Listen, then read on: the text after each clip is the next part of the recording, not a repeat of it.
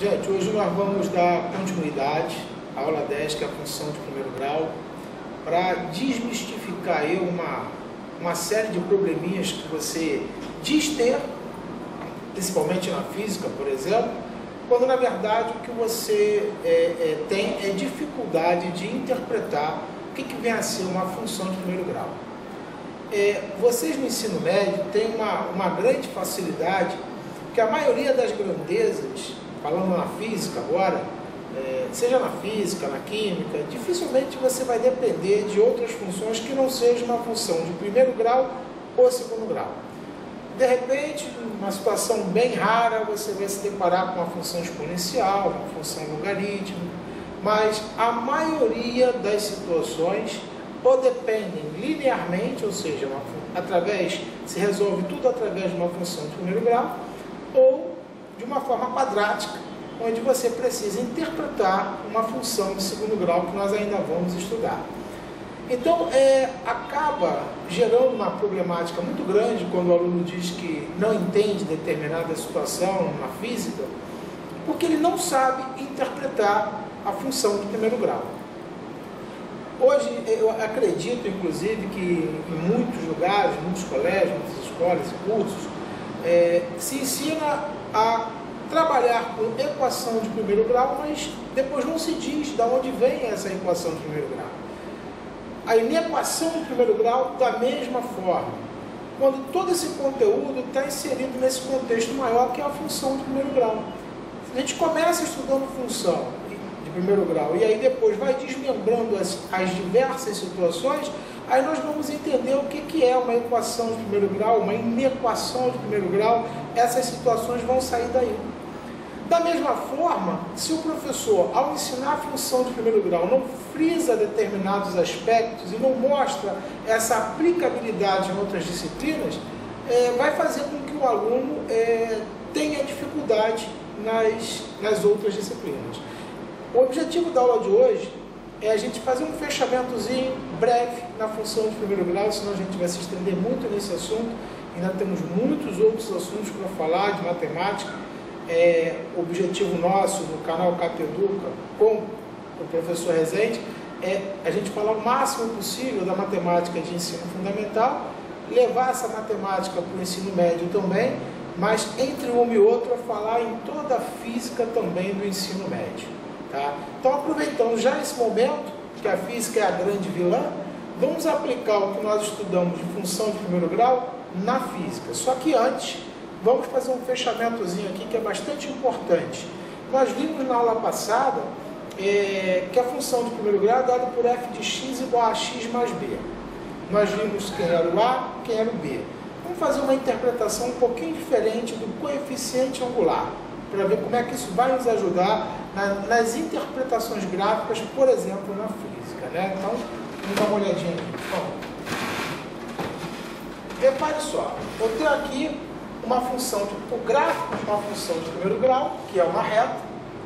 Então, esse f de x é dado por ax mais b, onde você já viu que o b é o coeficiente linear, que é o ponto em que a reta intercepta o eixo dos y, e viu que o a era o coeficiente angular. Vamos ver de onde surge esse a. Vamos fazer uma interpretação um pouquinho diferente aqui, né? Geométrica. Eu peguei aqui a inclinação dessa reta, tracei uma horizontal, ou seja, uma paralela ao meu eixo das abscissas, tá? E com isso eu construí um triângulo retângulo aqui, pegando um ponto de abscissa x e de ordenada f de x. Então repare, esse ponto x, essa abscissa x, junto com essa ordenada f de x, esse ponto pertence à reta. Bom, eu fechei aqui o meu triângulo retângulo, e marquei esse ângulo θ aqui pra gente. Vamos estudar esse triângulo retângulo aqui. Esse cateto, esse segmento aqui que nós chamamos de cateto, ele pode ser obtido através da diferença desse segmento maior aqui, que é o f de x, ou seja, o valor da função da abscissa x. Então, esse é o f de x, menos esse segmento aqui, que é a medida de b, Então, se eu pegar o segmento todo e tirar o menor segmento, eu vou ter exatamente esse segmento aqui, que é o meu cateto. Então, esse meu cateto é o f de x menos b, onde f de x é tudo isso e o b é esse segmento aqui. E esse outro cateto é o próprio x, é a minha própria abscissa. Bom, tangente de θ, se não sabemos ainda, seria bom, né, que nós dessemos uma olhada então aqui. É cateto oposto ao ângulo θ sobre o cateto adjacente ao ângulo θ. Então, o ângulo θ está aqui, o cateto oposto ao ângulo θ é exatamente o f de x menos b. E o cateto adjacente ao ângulo θ é o nosso x. Então, tangente de θ, nós vamos ter oportunidade depois de estudar as funções trigonométricas, a trigonometria do triângulo retângulo, relações métricas no triângulo retângulo, enfim.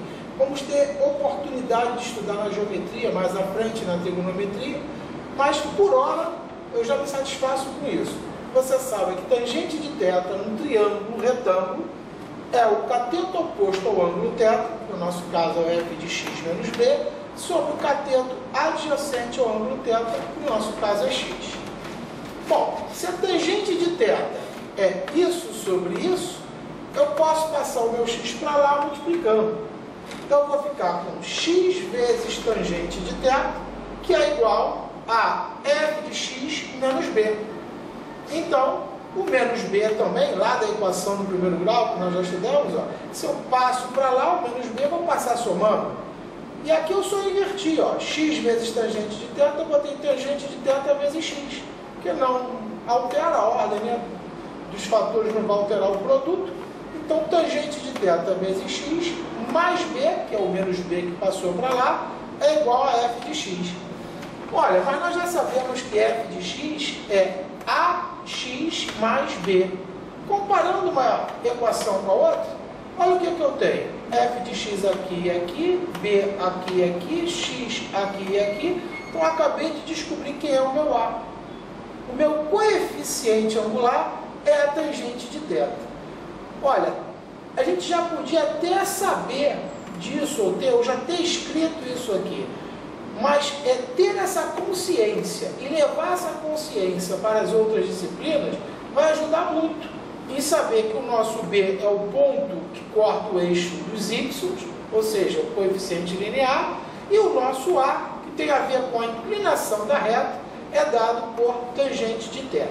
Então, coeficiente angular é igual a tangente de θ, onde esse θ, se você observar, volta aqui no gráfico, por favor, se a reta estiver para cima, esse θ vai ter uma variação de, ele vai ser maior que 0 graus e menor que 90 graus.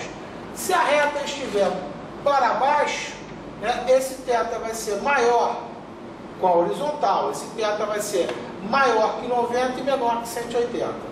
Então, nós vamos poder ver isso mais à frente. Então, por hora, é importante frisarmos aqui que o coeficiente angular é igual a tangente de θ.